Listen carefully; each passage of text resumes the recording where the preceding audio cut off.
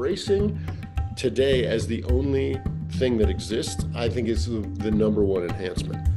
And then inside of that, there's many things to do. Feel kind of depleted and depressed and uninspired, then you got to juice things up. And then so like doing big smoke offerings. I learned when I was in India many years ago, hunger is the best sauce. And so we want to spread that on everything. And that's true for everything. The pain and pleasure is like a spectrum. And if you have too much of one, then, you know, you're going to have big problems. And you can actually enhance pleasure by going to pain.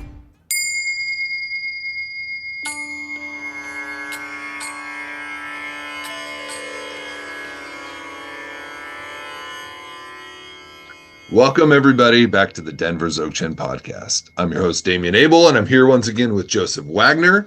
And today we're going to talk about another awesome topic, enhancements. These are super special secret ways to make your practice and your path move faster. And if there's anybody to talk to about that, that's Joe. He's basically dedicated his life to these methods and these things. So I'm very excited. Joe, welcome. Please introduce us to the topic of enhancements and what they are. Okay. Enhancement, Tibetan Bokdun. There's really only two parts of the path, right? Removing obscurations and gathering the accumulations of merit and wisdom. And Bokdun is more about the gathering accumulations of merit and wisdom. It's about enhancing different aspects of our practice and our path. Right. Sometimes the main aspect, which is enhancing recognition and stability in the view, and sometimes other kinds of enhancements like enhancing your physical energy or enhancing your ability to go with less food or less sleep or whatever. So yeah, I don't know. I think Damian's a little bit, he's overstating the case. I'm definitely not an expert on this, but I have discovered a few of these things and I like to talk about them. And everybody needs to have Bokdun and Geksel. Those are it is said in the Tantras, removing obscurations, gathering the accumulations, and relying on the blessing of the master. Anything other than this is not the Dharma. So that's very, this is close to our hearts as practitioners. And I just got off the phone. I had one of my people I work with in Norway just called me to ask some questions about this exact thing. He's working on his second Nundro. He's doing the mandala. He's like, it gets kind of boring. How do we, in other words, he was like, how do we enhance this to make it more valuable? Okay. So I'll say a few things, just general ideas, and then we can talk more about specific things that Damian will bring up.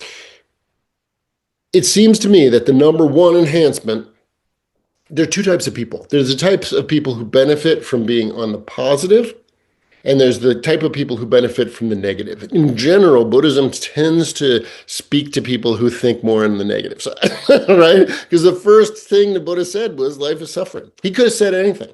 When I was recently in India with Andrea Losiris, a great tantric yogini, she said, isn't it interesting? He could have said, I am Brahman. He could have said, I am the guru. He could have said, I am God. Instead, he said, life is suffering as his first thing. So interesting. So I know that that's why I became a Buddhist practitioner, is because I heard the teaching, that the First Noble Truth, and I was like, well, I know that's true. I didn't have to check and see if it was true or ask somebody else. I was like, I got that part. And so there are two types of people, and you have to figure out, we both have both characteristics, of course, but some people do not respond well to the negative side. And then meditation on death, meditation on the impermanence of everything does not work well for them. They need things to be more on the positive side and, like it's going to be okay kind of energy. For people like myself and many Buddhists, thinking about how things are impermanent and how everything's going to be taken away from you and all this kind of stuff is very enhancing. So when I talk, you have to remember I'm more than Mr. Negative. So I tend to lead in that way, but we have to determine which way is going to work for us. You know what I mean? If you are on the positive side, then you have to embrace that today is the whole of your experience. This also works for the negative side, but I put it on the positive. I think the biggest enhancement for any practitioner is to realize there is only today. Ultimately, there's only this moment, but that's actually that makes you feel stressed sometimes. That like, if there's only this moment, I'm like, what should I be doing? If you think there's only today, you've got all the time in the world, right? Even if it's 9:55 and you go to bed at 10, you still have the whole rest of the day to do whatever it is. So the way I think about it is, it is never yesterday. It is never even 5 minutes ago. That is totally gone. That is only a memory. And memories in this case have almost no value. You will never again be yesterday. There's no way to interact with yesterday. And the only thing I can get out of yesterday is through a memory. So yesterday's gone. In the same way, it never winds up being tomorrow. I know I've said this before, but I talk myself this way. So I talk to you this way also. You think like tomorrow for us is Monday, right? So that has all kinds of things about returning to work and all this stuff. So you're thinking like tomorrow I'm going to do this, tomorrow I'm going to have to do that. But when you wake up, it's going to be today. It will not be tomorrow. And that is, I have been checking this every day for 56 years. It is never tomorrow. It's always today. So recognizing your entire life starts at the moment you awaken and ends at the moment you go to sleep. This is like entering into your day, and this is exiting your day. And it's also exiting the world. When you fall asleep, it's completely swept away, everything.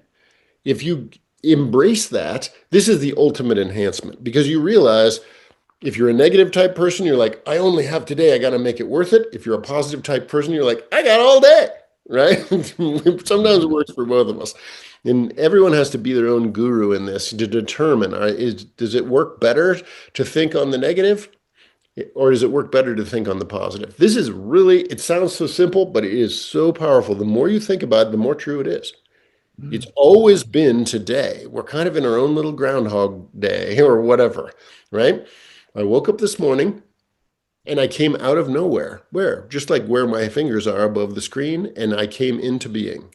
And if you pay close attention, you will also notice that right when you wake up, you're not even you. There's perception, but there's nothing else. And then here comes all the stuff. Oh my God, I got to go to work. I had that this morning. It was like, I woke up and I was like, oh my God, we've got this practice weekend. It starts at 9. I got to be out in my meditation hut for 3 hours. So I gotta get moving right now, or I won't have time to do this stuff before we start this kind of thing. Right. But there's a blank, kind of like an openness there available. Whatever the case is, you enter into today, and when you go to sleep at night, we have no idea. Are we going to awaken again?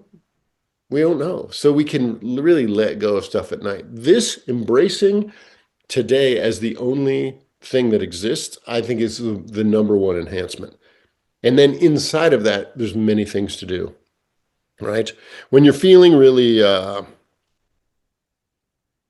when you're feeling like negative, the negative is going to help you, like thinking about that, thinking about those 4 aspects that all birth ends in death, all gathering ends in dispersion, all building ends in destruction, and all, whatever the fourth one is, I can't think. Meeting is parting. All meeting ends in parting can be extremely powerful. It brings you into this moment, right? And in this moment, as practitioners, it's only in this moment that we have any choice about anything.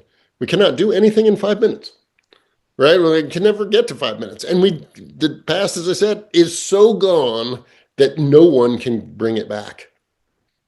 So we have to come to this moment. And again, sometimes positive, like this is my opportunity. Sometimes negative, like all meeting ends in parting. Then the next time you see your girlfriend or the next time you go to the gym, you just think, oh my gosh, this might be the last time I ever get to be in the gym.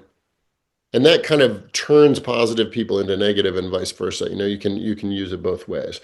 By doing this, we get into this moment, and then you can make the most of this moment, which for practitioners like us, as Dzogchen practitioners, it's to recognize your essence, to realize that right now you're already free. Right now, that's the ultimate way to use it. Sometimes we can do that, sometimes we can't, and other people listening to the podcast have no idea what I mean and stuff.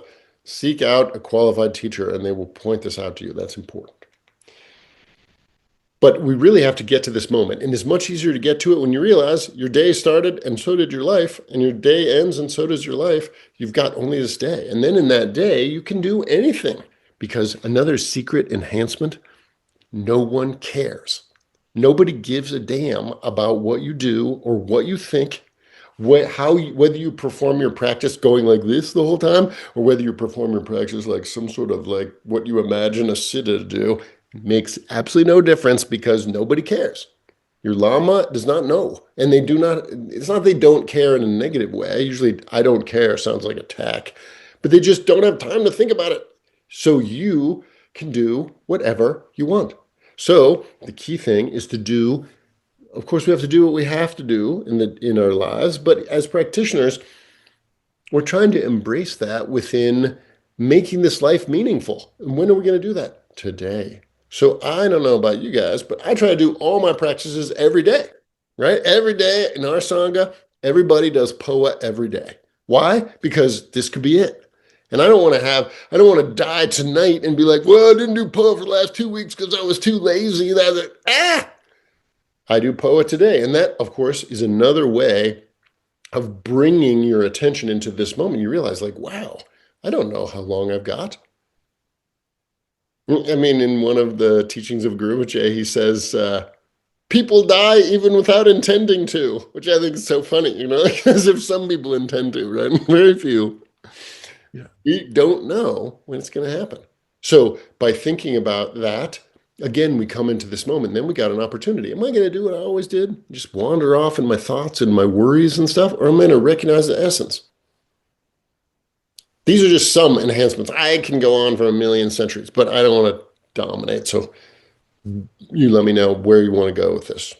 Well, I really like what you're saying about it's all tied to the accumulation and the purification. And this is really helpful, I think, for practitioners when you feel stuck. What I've noticed is you're lacking one of these, right? Like you'll get to a place where things get kind of flat and you need to step on the gas a little bit. Then that can be like emphasizing some of the purification, right? Like you can do some fasting, you can do some prostrations, do some stuff you don't really like doing so much. Make it a little harder for yourself. But when you feel kind of depleted and depressed and uninspired, then you got to juice things up. And then so like doing big smoke offerings or really emphasizing the guru and getting your devotion going, we can kind of like amp up ourselves and try new practices or kind of rotate things a little bit, get ourselves going. So this kind of these two poles, like you're saying, that really can keep us because everybody inevitably hits one of these, and I've seen people quit because they just get there and they don't know what to do. You're absolutely right. Yeah, that's absolutely right. When I say that, nobody cares what you do, it's always okay if you have another espresso. It's okay.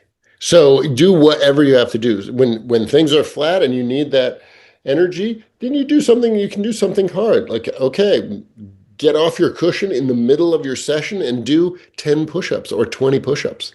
Or if that's easy, do 50 push-ups or do 5 one-arm push-ups or whatever, And then it causes, a lot of times we just don't have the energy to make the leap. The practice is always a leap, right? From being, I'm ordinary, I can't do anything, to I've got the power. I got the power, right? You have to make that leap. Sometimes you don't have the energy to make that leap. That has a lot to do with physical activity and keeping yourself moving physically. Doesn't matter what your level of fitness is. There's only one goal as far as I'm concerned in terms of fitness, other than the general goals of like longevity and avoiding disease and stuff, of course. But my goal with any kind of fitness thing, whether it's yoga or weightlifting or doing anything, that where I'm doing it for myself, is that I do not feel my body. I do not want to feel my body. I don't want my hand to feel really good. I just don't want to notice I have a hand. I don't want it to be having pain. Same thing with your hips, your back. If you have these issues, you want to attack those so that doesn't influence you too much. And those are like just what Damien's saying. We do something a little bit hard, like just even, you're hungry and you're ready to eat, but there's this boredom there. You're like, I'm not even, just don't eat for 1 hour. then you will definitely want to eat, right? Because as I learned when I was in India many years ago, hunger is the best sauce. And so we Mm. want to spread that on everything. And that's true for everything. If there's a little hunger there, then it inspires you. There's an excellent, I will say, and maybe we can put it in the notes here, the link that on YouTube, there are old recordings of thinking aloud. And there's one with Colin Wilson, the great occult writer. I don't know if you've seen that, but it's just like a half an hour, and he tells some stuff about almost killing himself, and he's got a really good theory. A lot of this is about just having enough energy to keep going. And for that reason, we have to give ourselves whatever we need. We have to be our own therapist. We have to be our own guru. We have to be our own life coach, and we have to be our own gym coach because nobody else is going to do it. Even if we hire someone, it's still us hiring them, right? And Yeah. in this world, especially if you're a practitioner, you don't have super tight contact with your lama. They're too busy, they're too big. So who becomes a lama? You do. You got to split part of yourself off, and just doing just the thought, like, oh wait, I can be my own lama, is a kind of enhancement, right? It's a kind of Dzogchen. It gives you power, Yeah. right? What we want in these practices is to have enough power, the power to come to this moment and get a choice. Because if we can't come to this moment, we're just wandering around. As Terence McKenna used to say, you got to have a plan. If you don't have a plan, you become part of somebody else's plan.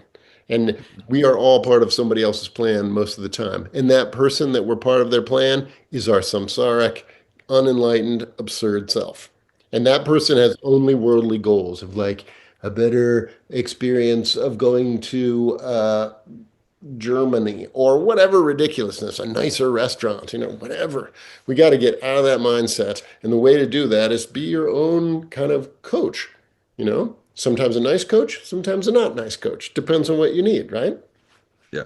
I want to bring us a little bit into the podcast bro world for a moment. And even in the modern scientific understanding of the brain, they've come to this understanding of the part of the brain between the two hemispheres called the mid-cingulate cortex, right? And this is the part of your brain that has to do with willpower. Like we're talking about this will and ability, and it actually they are discovering that it's tied to your will to live, right? Mm, And what is it that grows this?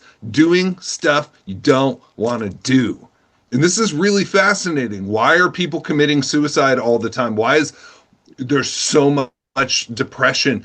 Because we're so comfortable, because we have everything we need whenever we want it all the time, that we're learning that we actually need that friction. We need to do stuff that sucks short term to feel good long term. And the Taoists understood this a long time ago, that the pain and pleasure is like a spectrum, and if you have too much of one, then you're going to have big problems.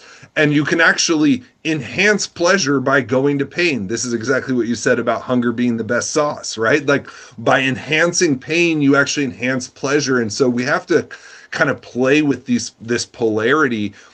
So waking up at 3 a.m. sometimes to do your practice, or going without food for a while, or going to the gym, or doing 1,000 prostrations, these sorts of things that no one really wants to do provide massive amounts of benefit and happiness in the long term. that's right. Yeah, yeah. Damien sent me an article on this that they've got it dialed in. It actually grows part of your brain. That part he's talking about grows through not doing what you immediately want to do, even delaying it a little bit. Because a Yeah. lot of it is this kind of will. As practitioners, we need a sort of a powerful will. Otherwise, we just swept away by the current of our ordinary consciousness. And that's why I give another enhancement practice. This comes from the Western magical tradition, but I think it's very useful for us. And it leads, if you did it a lot and you got very good at it, to what's called the power of truth, where whatever you say comes true. And that comes from, sort of being in alignment with the Dharma. But you can do this in a very simple way. If you are about to eat dinner and dinner is there and you're ready to eat it and everything's fine, you can make this almost vow. I am now going to eat my dinner. And then you carry that out. And that links up in your psyche the idea that you said you were going to do something and you did it. Therefore, when you say something, it's going to happen. This is exactly the basis of will. And you can start with the simplest things. It's time to take a shower. And you think, I am now going to take a shower. You proclaim it. You can even say it out loud. And then you go and take a shower. Nothing stops you. Nothing was, of course, going to stop you. But instead of being the servant of your habits, your bakchak, your habitual tendencies of like, I'm dirty, I got to take a shower, in a trance, you like, you willed it. This is a little bit like what Aleister Crowley used to say. This kind of energy. If you do that a lot, you'll notice that when you intend to do something, you do it. And there's a lot of power there. You know what I Yeah. mean? I will now go to the gym. Doesn't really matter what happens there. You go there, you did it, and then there's some wind at your back. We need as much wind at our back as possible as practitioners because it's very important to remember we're sailing upstream. We're trying to paddle this boat upstream. Everything goes this way. We're going down this way, nowhere, rebirth, whatever you want to say. We're trying to fight that. And that takes you first you have to wake up enough to even know you're going downstream. And then you have to have the means, which is like the paddle in the boat, that's the Dharma, to go upstream. And then you have to have the will to do it. And it's a daily thing. But if you think, oh, I'm going to practice every day for the rest of my life, and you have this idea that there's an infinite succession of days, that's overwhelmingly challenging. But if you realize that your whole life is only one day, then all you have to do is practice today. I will practice today. Meditate 1 minute, and you freaking did that. And then tomorrow, since it's also going to be today, you're like, oh, you've got this tendency, this wind at your back. I think this is the primary thing with all this. We got to be as clever as possible. We got to try to have fun because life is suffering. And if we don't have fun, it's extra suffering, right? We might as well have fun while we're suffering. Well, and AA had that figured out, right? I Mm. will not drink today. That's all that they would say. They don't think for the rest of your life because that's unsurmountable. But I will not drink today. The same, and it reminded me too what you were saying about that will. Tulku Urgyen's instruction in deity yoga, he would say, I am Chenrezig, and then just do the mantra.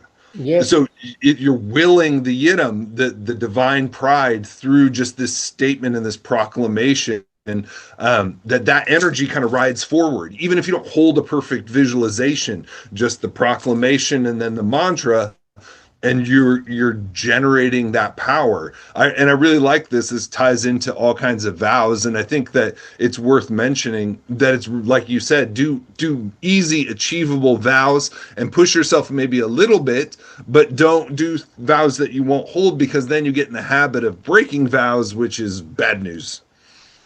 You're Yeah. exactly right. Also in AA, they got the statement, it works if you work it. We can bring this into the practice also. Yeah. Meditation works if you meditate. If you don't meditate, it doesn't work. If you're just a meditator, meaning someone who used to meditate or learned about meditation, no value, right? And when are you going to apply your meditation? Today, because there's only today. So we do all the stuff we can today. It doesn't mean we're trying to get all of our accumulations done in one day. It has nothing to do with that. It has to do with when you go to sleep at night being like, okay, I did do my yoga or whatever. I did go for a walk. I did, call my mom. When I did those things, you realize like, wow, I've got some power because in our modern world, it's very easy to feel like you don't have any power. And that's because you don't. So if you want the power, you have to state it, right? I'm going to take a shower. And then you do it. And then that leads to other things, the harder things, and as you get used to it, then nothing is hard because you start to be aligned with yourself. And this pushing yourself forward, especially at the beginning of the path, people can't get over this hump. But once you've done it, like Nundro is like the ultimate one, right? Like if you can get over your Nundro, if you say I'm gonna do my Nundro, and then you do it, there's a tremendous amount of will you will now have towards your practice for the rest of your life. And Yeah. that's, I think, a big part of what it's about. And that it's just getting this taste for the painful actually paying off. You have to teach your mind body that it's worth it. That's the thing. We don't believe it's worth it. We think it's too much work. But once you've gone to the gym for a while and you're like, I feel fucking great. Now you're like, I can't not go to the gym because I know I'll feel like shit. And that, so training, I've trained myself over time to move towards pain because I know the payoff is greater than moving towards short-term pleasure, right? Like easy pleasure, it sucks afterwards, but short-term pain is awesome afterwards. It's so backwards, but it really works. It does work. You got it. You got it. We have to figure out our own little methods. We have to be a little clever with ourselves. And when you realize no one is really watching you, so you can do whatever you want, then maybe it's talking to yourself when you're driving. Maybe it's pretending that you are your guru and talking to yourself and being like, what would Chokanima say, or whoever your teacher is? And then talking to yourself like that. And you suddenly realize, like, wow, I've got a lot of power. And in that power, you can use it for what you're trying to do. You got this. Yeah. Patrul Rinpoche, one of his disciples, said that they used to hear him in his tent at night going, that session was terrible. You didn't focus at all. And he would scold himself out loud. And then some days he would say, you did okay. You can have this little bit of sampa and then go to bed. And like he would talk to himself like that. And I think that's awesome. We have to be our own guru, right? We've talked about this before, that yes, we have to have an external guru, but we got to carry the guru with us and be our own guru and give ourselves, that's how we enhance the path, right? Like when we feel like no one's watching, the sutras talk about this. The Buddhas can always see you. If you remember that, you will do better on your practice. If you imagine the guru above your head and really have confidence he's watching you, that'll really enhance your practice. Totally. Yeah, it serves a practitioner to be a little crazy. And what is crazy? Experimental, right? Mm-hmm. You have to remember that ultimately practitioners are spiritual experimentalists. We don't know what's going to work. It's not a one size fits all. Some people get a huge amount out of Nundro. Some people can't do it. Some people love to sit with full lotus. Some people can't possibly think about that. You have to experiment and see what works for you. It's a game. Keep it light. Keep it a game. Enhance what can be enhanced, dispel what can be dispelled, and try to stay psyched. Use whatever techniques you have to. Yeah. Yeah. And then keeping the experiments going is really, I found, the way to stay in psyched, because it is so hard to stay psyched. Especially we don't have a Dharma culture. We don't have anything supporting us. We're isolated, and this river of samsara and social media is flowing fast, and it'll just suck you down in 2 seconds if you don't keep yourself engaged. So yeah, keep trying different things. And there's a lot said in the old Tibetan texts about you should only do one practice, and the best practitioners do one thing and they do one thing. I don't know if that's so true anymore. I feel like there's a lot to be said for having a little bit of the buffet. Yes, you want to go deep. Yes, you want to have a few practices that are probably your main practice, but having a little bit of like changing it up is a good way to stay interested. Absolutely. We got to recognize the world is super complex and our attention spans are short. In the old days, it was different. You live on a farm, you go to Tibet and visit like people in Kham. They don't have televisions, whatever. Their minds are very simple. So of course they can say, oh, money, pay me home 10, 100 trillion times or whatever. But for us, does that work? No. So we have to use techniques that will work for us. No? Yeah. You're right. Yeah. Well, thank you so much for watching. Thank you, Joe, for talking about this. And I hope you enjoyed it. And if you did, please like, share, subscribe, comment. All those things help show up in the algorithm and let other people find our show. But we appreciate you. We appreciate you watching. And news every Wednesday now at 5 p.m. Pacific time, 6 p.m. Mountain time. Joe is leading a live YouTube guided meditation. So check that out. Watch for it. Just go to our channel. You'll see sometime in the morning, usually Ricky posts the little notify me for the live video. So click on that and it'll remind you. And you can join in and do some practice and have a little bit of Sangha support with like no obligation, just while you watch it on YouTube. Just like you like it. It's been done really well too. It's been really good. There's a lot of energy there. And meditating with others makes it easier. So yeah, you're welcome. Yeah, so it's like a little light Sangha offering for our podcast watchers and listeners. So I hope that you'll join us for that. And we, as always, you can check out City Energetics and Future Alchemy Joe's pages, and there's ways to contact us through there if you want to find out more about our Sangha and these sorts of things. So thank you so much. We appreciate you. We love you, and we'll see you next time. Awesome.